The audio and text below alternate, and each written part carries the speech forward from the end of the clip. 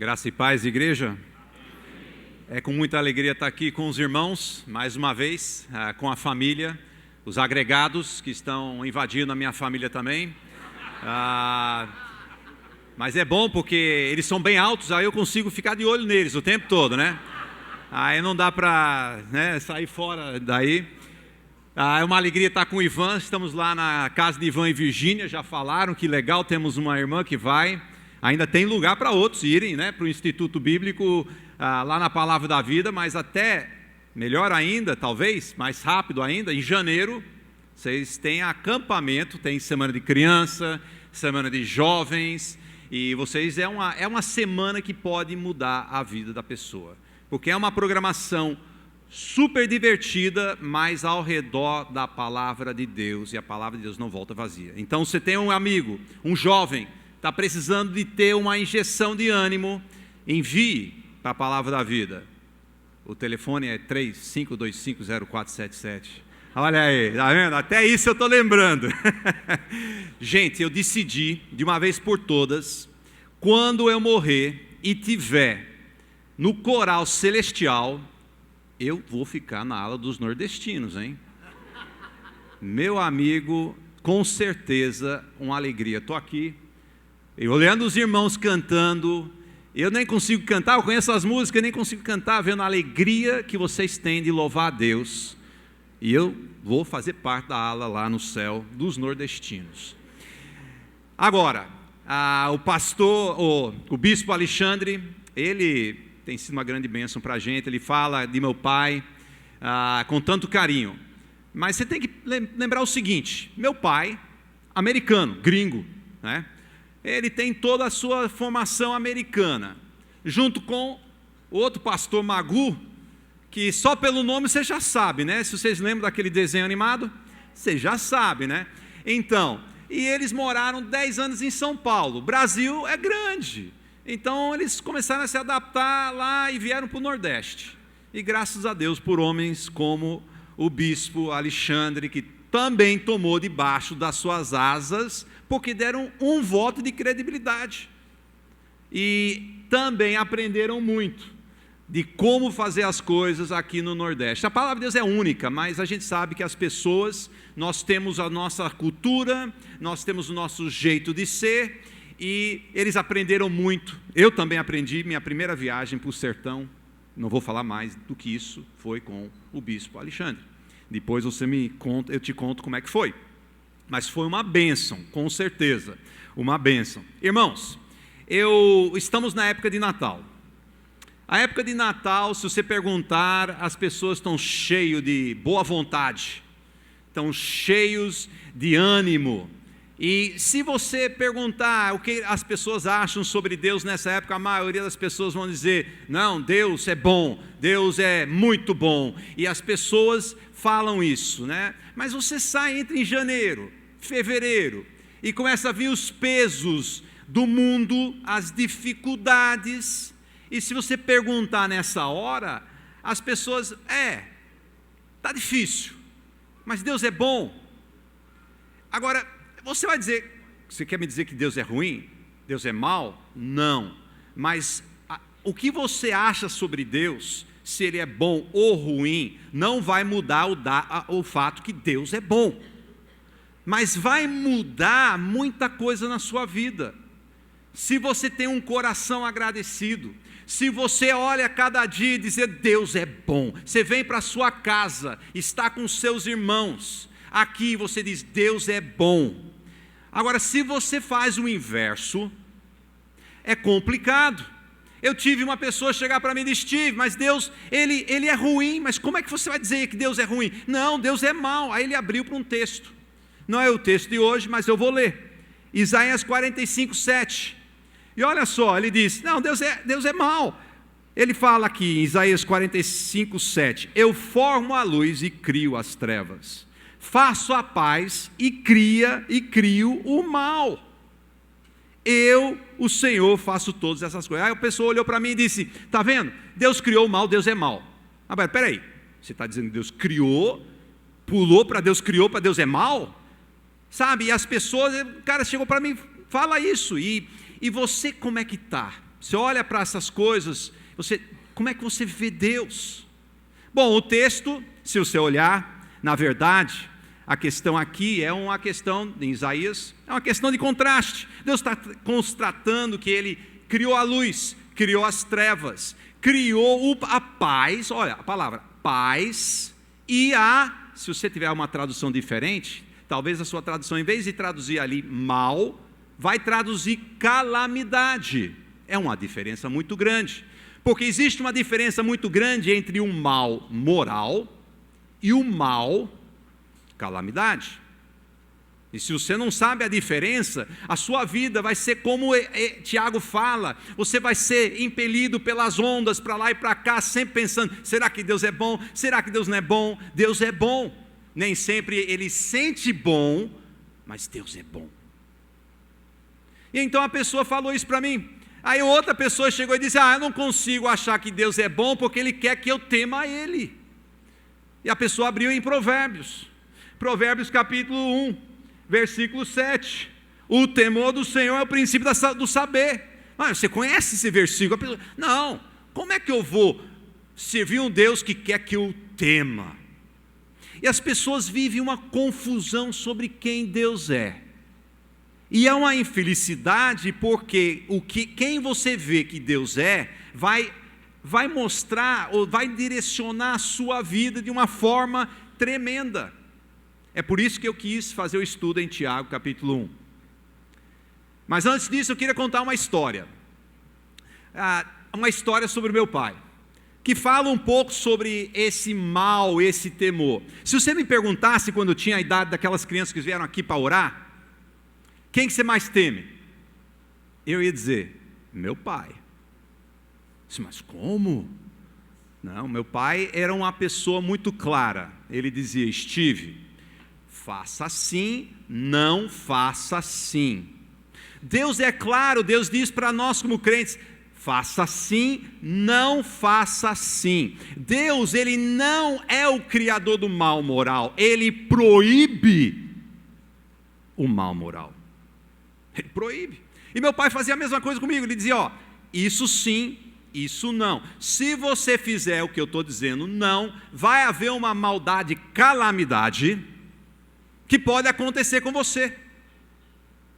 E aí ele falava mais, ele dizia assim, isso quando acontecer, eu vou ter que disciplinar você, meu filho, vai doer mais em mim do que você. Eu olhava assim, não sei como é que funciona isso? Eu sinto na minha pele e dói mais para ele. E aí ele falava a última coisa, um dia você vai me agradecer. Aí eu te conto essa história. Meu pai dizia uma das coisas, não brinque com fósforos. Mas por quê? Bom, brincar com fósforo tem fogo. Fogo pode criar um grande problema, né? E eu estava com meus amigos na rua, brincando, e um dia a gente teve muito tempo, a gente jogou todos os jogos, tudo que a gente podia imaginar, e aí não tinha mais nada para fazer. Estavam os 5 sentados ali na calçada, olhando para a cara do outro, sem nada para fazer, e um dos meninos, chamado Maurinho, ele puxou da bolsa dele uma caixa de fósforos. O que eu pensei na hora que ele puxou a caixa? Meu pai dizendo, não mexe com fósforos. E o Maurinho disse, vamos tocar fogo em algo. E eu pensei, para mim, cara, não quero não, vamos brincar de outra coisa. Não, vamos que vai ser bom. Aí os outros, vamos que vai ser bom. Aí vê só como é a natureza pecaminosa. Em vez de dizer, isso aqui é uma desobediência ao meu pai, o que eu pensei? Se meu pai não me vê, não tem problema. Nós fazemos isso com Deus. Se Deus não me vê, só que Deus, está difícil, né? Deus vê tudo. Aí o que eu falei? Aqui na rua não. Meu pai sai de carro, ele vai ver a gente tocando fogo nas folhas aqui no... Não, vamos pular um muro. Do lado da nossa casa tinha um lote vazio que tinha um muro. Vamos pular e vamos tocar fogo lá. Então a gente deu uma carreira, porque era um muro grande e a gente era baixinho. E era aquele cimento salpicado, né? Quando você pula, a gente pulou, puxou, arranhou. Começou as consequências do pecado. Já arranhou os braços. Subimos. Chegamos do outro lado, pensei, aqui não. é muito perto da rua, meu pai pode sentir o cheiro, né? Então, fomos. Passamos pelas teias de aranha, de repente subiu um cheiro horrível, tinha um rato morto ali. Sabe, ali era um lugar selvagem, aquele lote. Fomos lá atrás. Maurinho puxou o fósforo, eu não peguei. Puxou o fósforo e de repente eu escutei uma voz. Steve. Eu pensei, meu pai não pode me ver. Será que é Deus? Tem voz do meu pai? Você não acredita? O único lugar que ele podia me ver, do segundo andar de uma janela da minha casa, foi justamente o lugar que eu fui esconder, pensando que ele não ia me ver. E ele falou, Steve, aí pegou o dedo, o indicador e fez isso.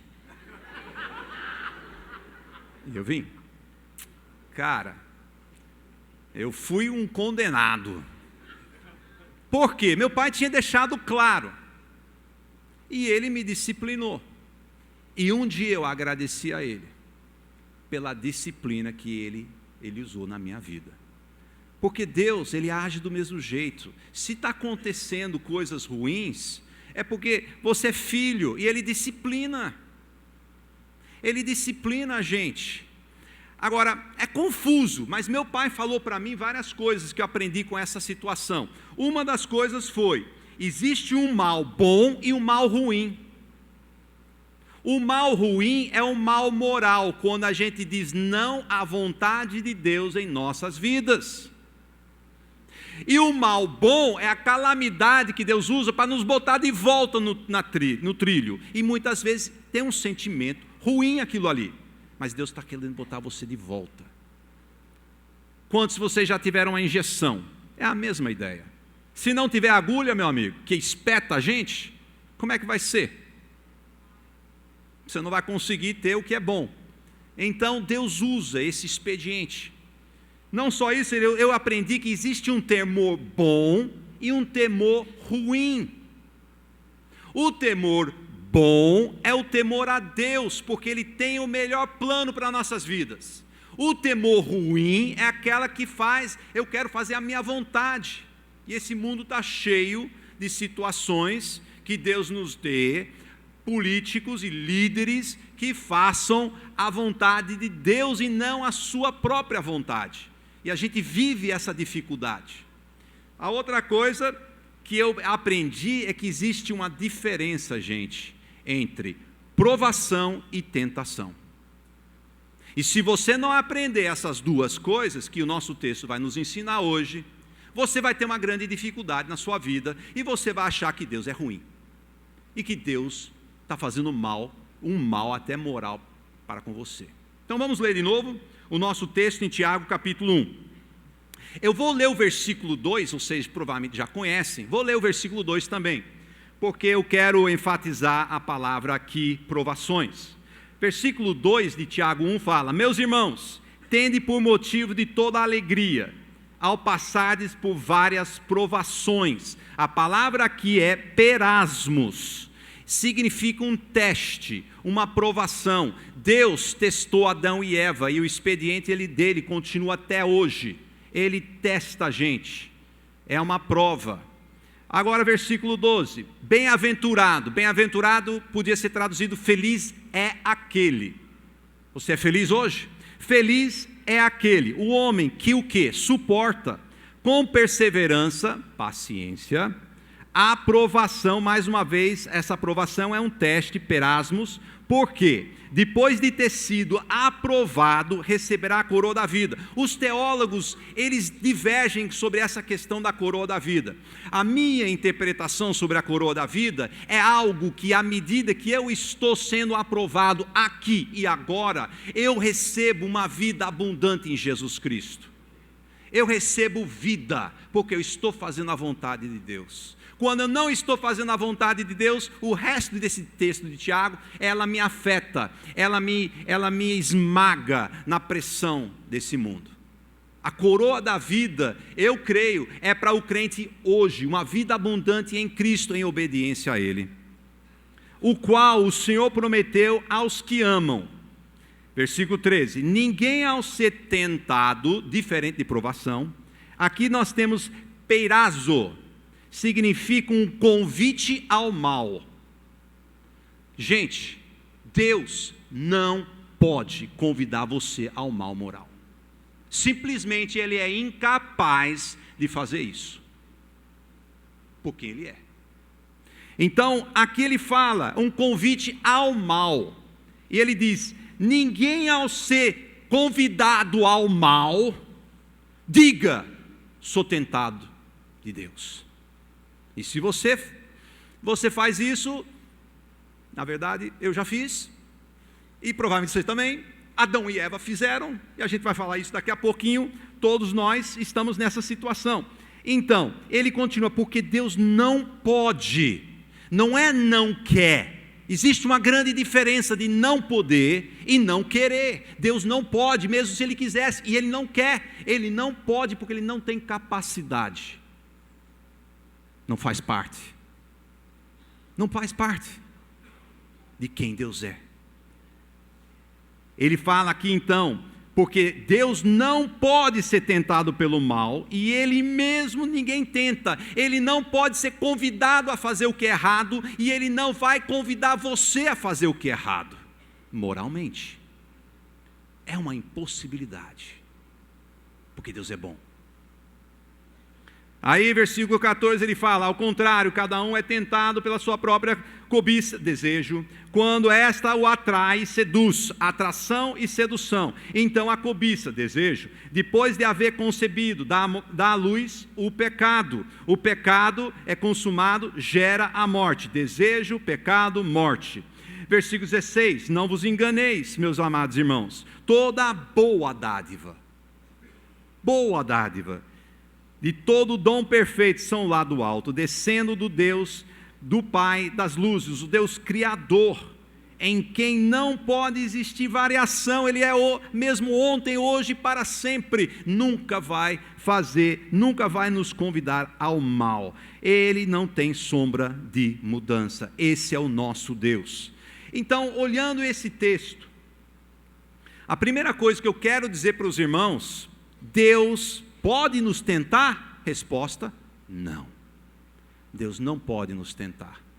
É isso que o nosso texto fala. Deus não tenta, Deus prova. Existe uma diferença entre as palavras, aqui nesse texto, de versículo 2 e 12, ali é provação, 13 e 14, tentação. No grego são palavras diferentes. Em algumas traduções eles jogam a mesma palavra, mas é diferente. Então Deus ele nunca vai nos convidar a fazer o mal. Segunda coisa que a gente aprende aqui, sobre isso aqui, dizer que Deus me fez pecar é um problema antigo. Lembra no jardim, quando Adão pecou, o que ele fez? Você diz, ele acusou a esposa. Não. Ele não acusou Eva, ele acusou Deus. Ele disse, aquela mulher que o Senhor me deu. Então aqui a gente vê, Deus não tenta, e a gente muitas vezes quer jogar a culpa em cima de Deus, e dizer que foi Deus. Sim, ele pode haver mal na sua vida, mas é uma calamidade, e Deus nunca convida você para mentir. Deus nunca convida você a ser imoral. Deus nunca convida você a roubar. Nunca. Ele proíbe. Ele proíbe. Mas a gente tem essa dificuldade. Deus não vai induzir ao mal. Deus proíbe o mal. Aquele que nunca foi tentado a fazer o mal, não pode tentar outros a fazer. É uma incapacidade. Ele não pode tentar você, para convidar você para fazer o que é errado, porque ele mesmo não pode fazer isso consigo mesmo. Isso não pode acontecer com ele. 2 Coríntios 5, 21 fala, aquele que não conheceu o pecado, está falando de Jesus Cristo, ele o fez pecado, não que ele cometeu pecado, Deus o fez pecado em nosso lugar, nunca pecou, Deus o fez pecado no meu lugar e no seu. para que nele fôssemos feitos a justiça de Deus. Não existe nada na natureza de Deus que o permite a tentar a gente a fazer o que é mal, muito menos ele ser e cair em tentação. Sim, o diabo tentou, mas não iria acontecer com Jesus Cristo, por ser Deus. Ele não ia cair em tentação. Como muitas pessoas assistiram aquele filme, A Última Tentação de Cristo, há muito tempo atrás, é um problema. Então, Deus pode nos tentar? A resposta não. Segunda pergunta sobre esse texto: de onde então vem o mal? De onde vem o mal? O texto nos responde isso. O texto nos fala de duas fontes. Fala da atração e a sedução. Se você olhar o texto de novo aqui, ele fala, versículo 14: ao contrário, cada um é tentado pela sua própria cobiça ou desejo. Então, se está sendo tentado, não é culpa da sua esposa não, meu irmão. Se está sendo tentado, irmã, não é culpa do seu marido. E jovem, você está sendo tentado, não é culpa dos seus pais.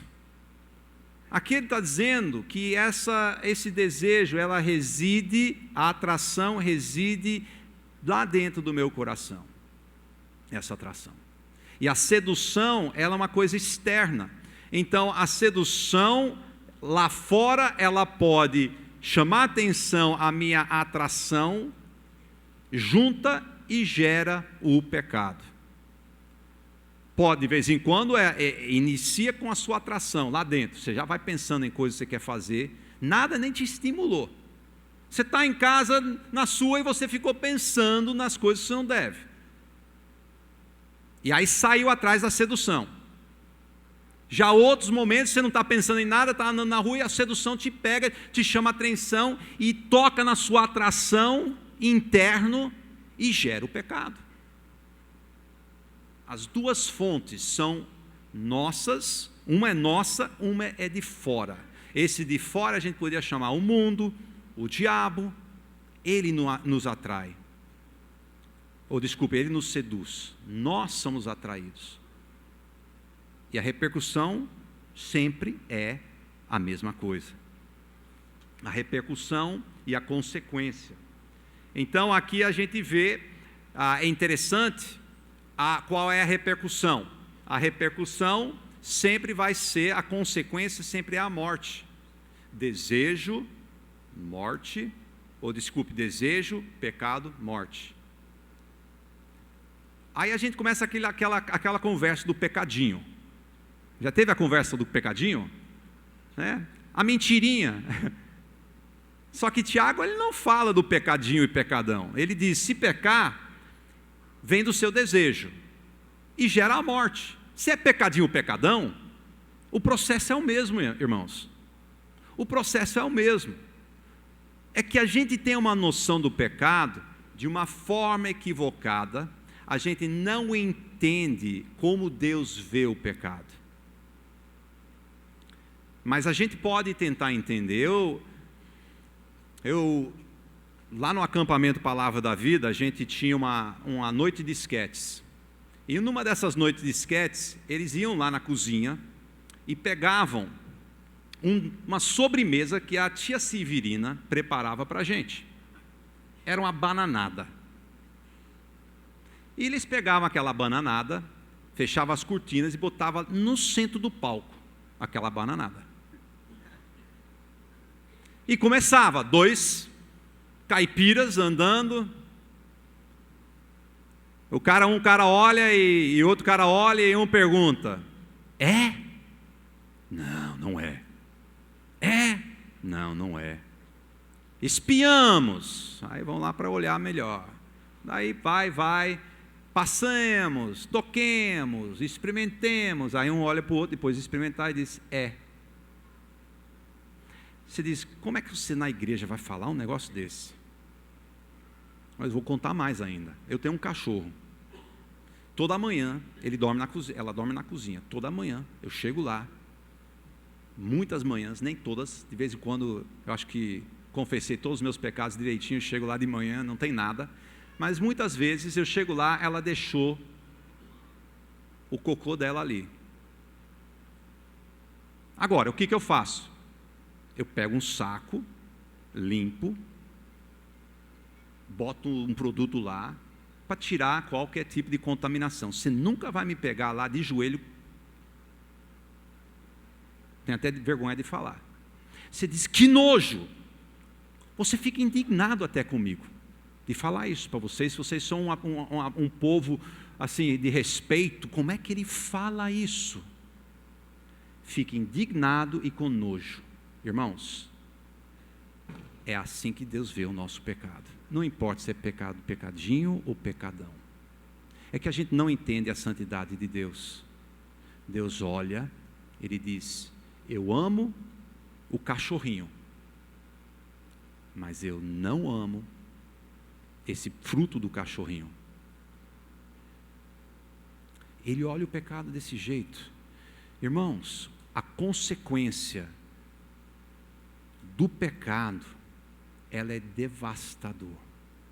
Você pode estar minimizando, jovem, pensando que isso não é contigo, que você pode viver do jeito que você quer. Não vai haver consequências.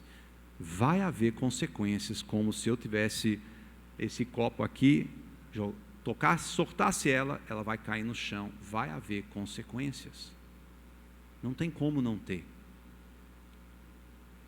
Então Deus, Ele é bom, mas nós estamos longe daquilo que Deus intencionou para a gente.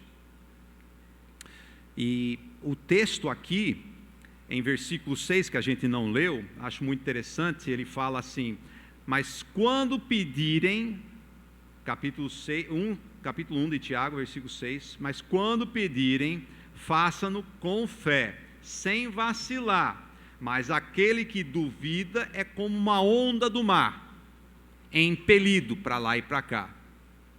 Nossas vidas muitas vezes parece algo semelhante, de estar numa situação onde as ondas vêm e a gente está sendo jogado. A onda é poderosa, ela consegue levar você, rodar você, e a nossa vida sempre parece que é isso. Só que Paulo também fala em Romanos 8:28, que tudo coopera para o bem daquele que crê. Então Deus, Ele pode pegar qualquer situação e reverter, mas Ele nunca vai convidar você a fazer o mal, moral. Ele não vai fazer isso. Ele vai proibir.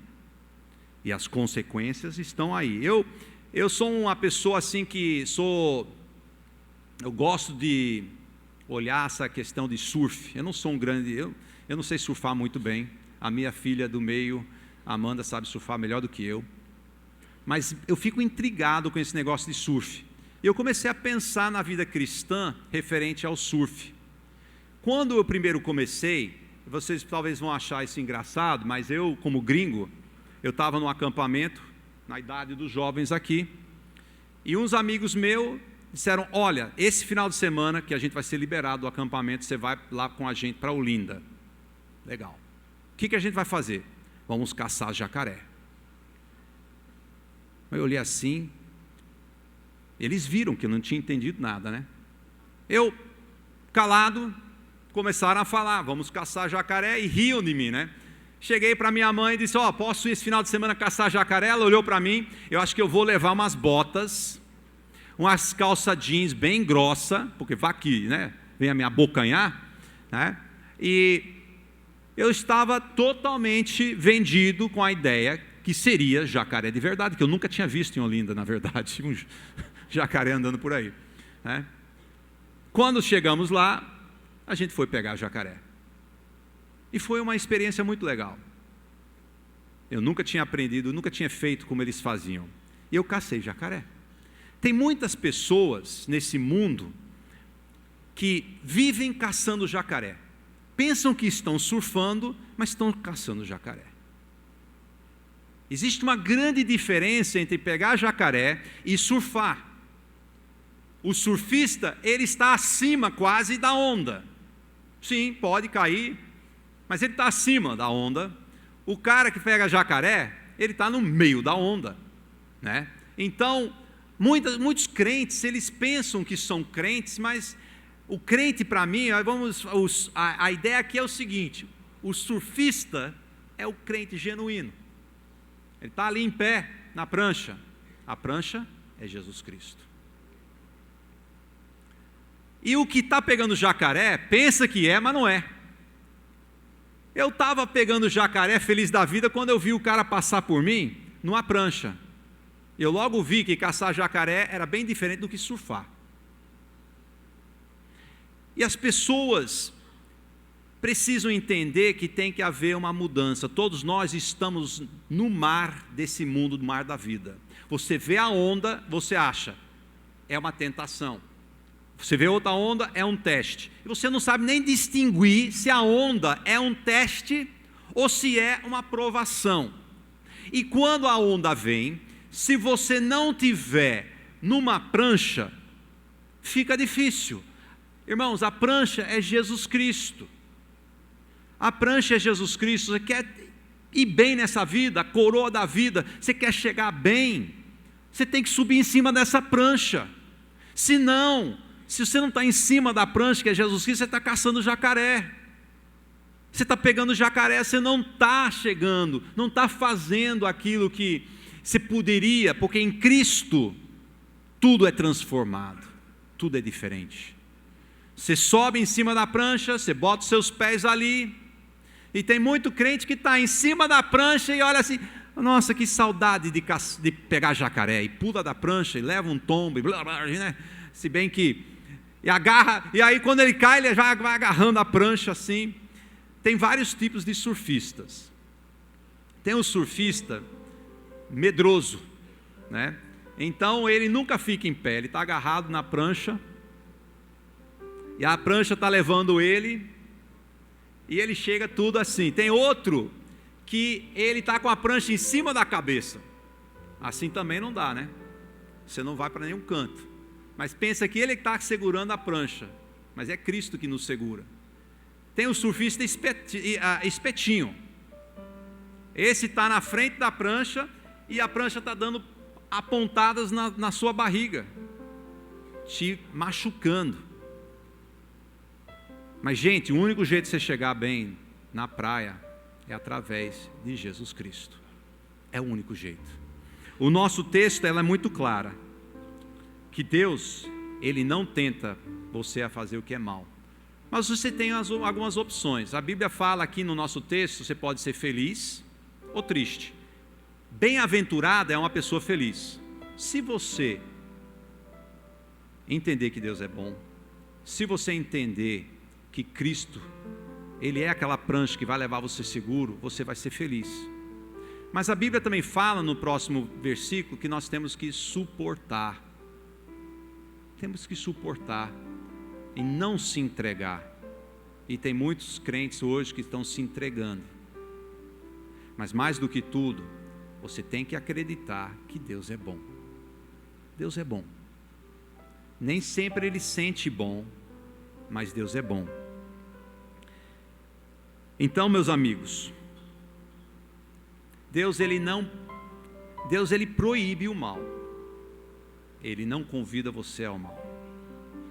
E quando a gente cai no mal, Ele nos chama de volta. E muitas vezes esse chamar pode ter uma característica de pesado para a gente. Mas a gente não aprende de outro jeito. Mas Cristo, Ele é a única forma de a gente chegar nesse ponto da nossa vida seguro até o final. Em cima da prancha, coroa da vida, abençoado, porque Deus é bom. Senhor Deus, nosso Pai, muito obrigado por esse tempo. Te agradecemos por Tua palavra. E pedimos, Senhor, que o Senhor possa fortalecer a nossa fé. Tudo vem do Senhor, a Tua graça é incrível. O Senhor quer estar envolvido em cada aspecto das nossas vidas. E a gente muitas vezes nem percebe. Mas Deus, quando nós reconhecemos em todos os nossos caminhos a Tua presença, como é bom andar contigo.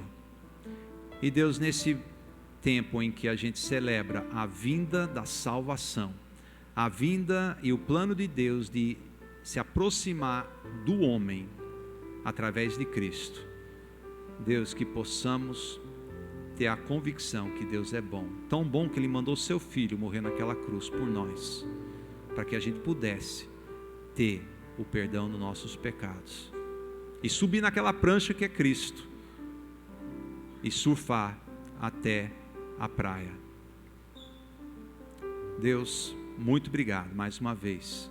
Continue a usar essa igreja para trazer a luz de Jesus Cristo para esse local, essa cidade, em nome de Jesus.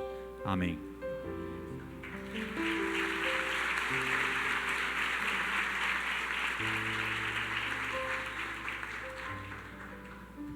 Amém, queridos. Claro e objetivo.